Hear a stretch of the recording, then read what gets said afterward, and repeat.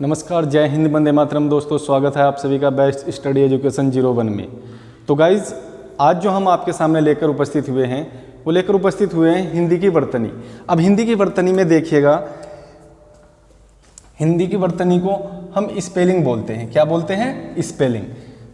बस वर्तनी तो जानते हैं, लेकिन अगर किसी बच्चे से ये कहे कि भाई आप स्पेलिंग लिखिएगा तो वो स्पेलिंग तो लिख देगा, लेकिन अगर हम ये कहें कि वर्तनी लिखिएगा, वर्तनी का अर्थ होता क्या है, तो वो शायद आपको ना बता पाए।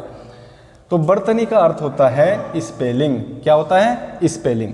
अब इसकी थोड़ी सी डेफिनेशंस देख लेते हैं, परिभाषा देख लेते हैं। जैसे किसी शब्द में आए हुए अक्षरों मात्रा सहित कहने या लिखने की रीति। रीति का अर्थ हम ये कह सकते हैं कि जैसे कि कोई बात रीति रिवाज के अकॉर्डिंग चले, को वर्तनी या अक्षरी कहते हैं।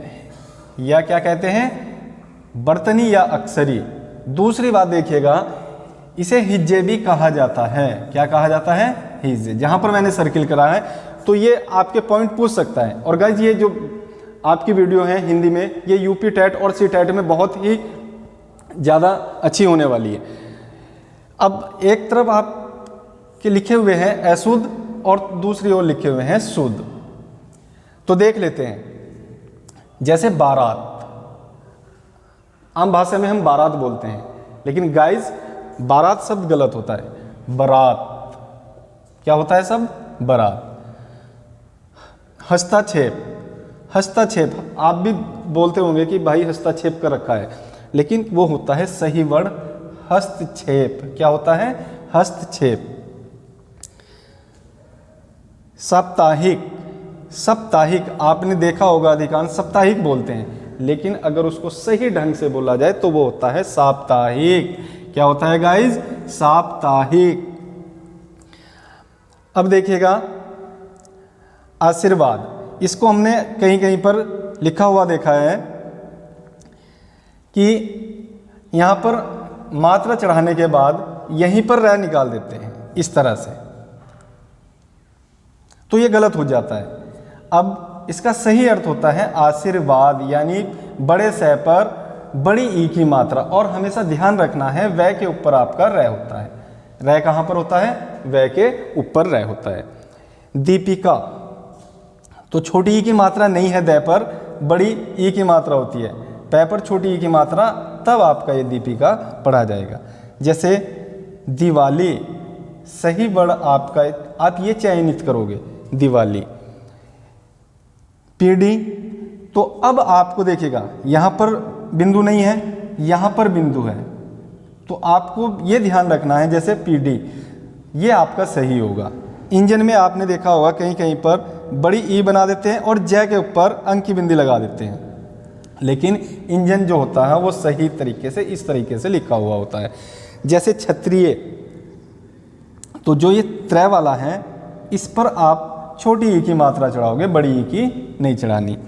श्रीमती, अक्सर इसी को का यूज करते हैं। अक्सर श्रीमती जो मैंने सर्किल किया है इसी का यूज किया जाता है, लेकिन श्रीमती आप इस ढंग से लिखोगे। ये लिखा हुआ बिल्कुल करेक्ट है। ये क्या है? सही है।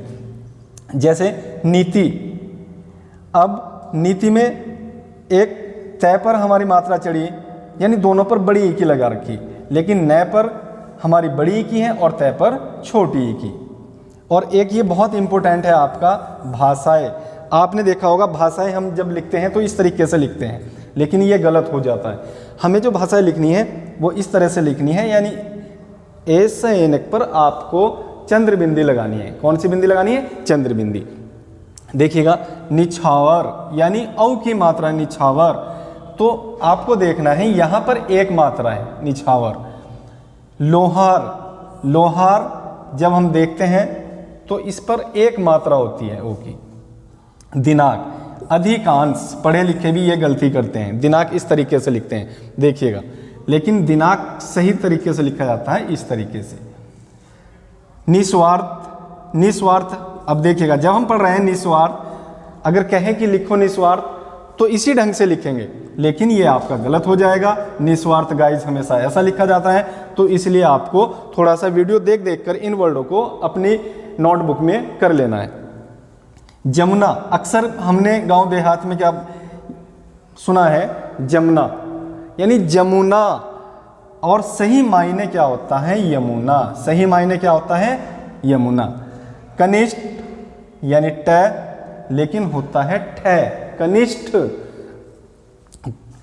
कनिष्ठ का आप इसको देखिएगा,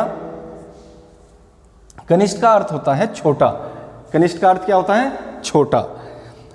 चेष्टा, चेष्टा का मतलब होता है कि जैसे चेष्टा, इसमें चेष्टा दे रखा, लेकिन सही वर्ड होता है चेष्टा। क्या होता है? चेष्टा। यानी जरूरत, इसको कह सकते हैं कि भाई तुम्हारी हिम्मत कैसे हुई या तुम्हारी चेष्टा कैसे हुई इसको, इस काम को करने की। कवित्री, कवित्री, तो कवित्री ऐसे लिखा जाता है कवियत्री, कवियत्री। देख लीजिएगा। अंताक्षरी, अंताक्षरी की अगर हम बात करें तो बिल्कुल सही वर्ड तो हम बोलेंगे, लेकिन उसको लिखने में या देखने में दिक्कत कर देते हैं, यानी उसका सही वर्ड नहीं पहचान सकते। तो इसको पढ़ेंगे हम अंत्याक्षरी। क्या पढ़ेंगे? अंत्याक्षरी। जैसे मेंढक, मेंढक आपने ऐसा, आप भी ऐसा लिखते हो मेंढक, लेकिन सही मायने में मेंढक जो लिखा हुआ होता है वो इस तरीके से होता है, यानी यहाँ पर बिंदी नहीं लगी होती। तो गाइज ये वर्ड जो आपके हैं और बहुत सारे वर्ड हैं, इस वीडियो के माध्यम से आप देखकर उनको याद कर सकते हैं, या इनमें से आप जितने भी वर्ड को चाहो उनको वीडियो रोककर अपनी नोटबुक पर आपको कर लेना है। मिलते हैं आपसे नेक्स्ट वीडियो में नेक्स्ट